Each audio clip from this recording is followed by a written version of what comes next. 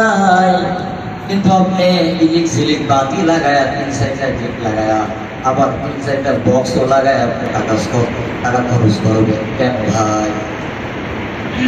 বিবাহ সাজি ভালো কাজ না খারাপ কাজ? ভালো। এই ভালো কাজের মধ্যে শুভ কাজের মধ্যে তো শুভ কাজই হওয়া চাই, ঠিক না? এখন গান তো বাজায় থাকি ভালো কাজ না খারাপ কাজ? খারাপ। ওরে বাবা, আপনি বিবাহ করতেছেন শান্তির জন্য, সুখের জন্য। এখন আপনি বিবাহের মধ্যে বড় বড় দুইটা যে একবারে জাহান্নামের আগুন নিয়ে আসলেন, বড় বড় দুইটা বক্স নিয়ে আসলেন, ওই বক্স বাজাইলেন, আপনি মাটি কামাইলেন। হয়তো হতে পারে আপনার বাড়ির পাশে মসজিদ, মসজিদের পাশে কবরস্থান, ওই গানের গর্তটা তো কবরস্থানও যায়। আবার অনেক ভাই আছে দেখবেন হার্ট অ্যাটাকের রোগী, ওই ভাই আবার বেশি আওয়াজ শুনতে পারে না, তাহলে তার সমস্যা হয়। অনেক ছোট ছোট বাচ্চা আছে, তারা ঘুমাইতে পারে না, বাড়িতে অনেক মা বোনরা থাকে, তারা ঘুমাইতে পারে না, এই বক্স বাজারের কারণে তারা ঘুমাইতে পারে না।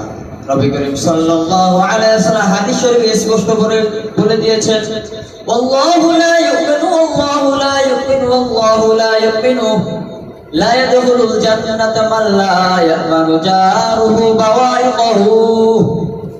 আল্লাহ নবী সাল্লাল্লাহু আলাইহি ওয়াসাল্লাম তিনবার কসম করেছেন। কয়বার? তিনবার।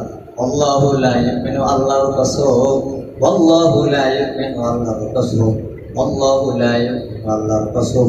ওই ব্যক্তি মুমিন না, ওই ব্যক্তি মুমিন না, ওই ব্যক্তি মুমিন না, কোন ব্যক্তি মুমিন না? লা ইয়াদখুলুল জান্নাতা, আবার জান্নাতে প্রবেশ করবে না।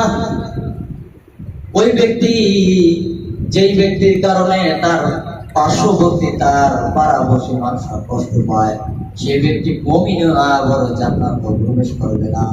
আপনি যে বক্স বাজাইতেছেন, আপনি যে ধামধুম করতেছেন, আপনার কারণে পাশের বাড়ির একটা বাচ্চা ঘুমাইতে পারে না, বাচ্চা সারাদিন মাকে জ্বালায়। পাশের বাড়ির মা ঘুমাইতে পারে না, পাশের বাড়ির বোন ঘুমাইতে পারে না, তারা অসুস্থ। ও ভাই, আপনি তো বক্স এনে আবার নাচনের জন্য আবার গায়ক গায়িকা আপনি এনে আপনি তো ফুর্তি করতেছেন আপনার বিবাহের জন্য, কিন্তু আশেপাশে মুরব্বীরা মানুষ আছে কষ্ট পাচ্ছে।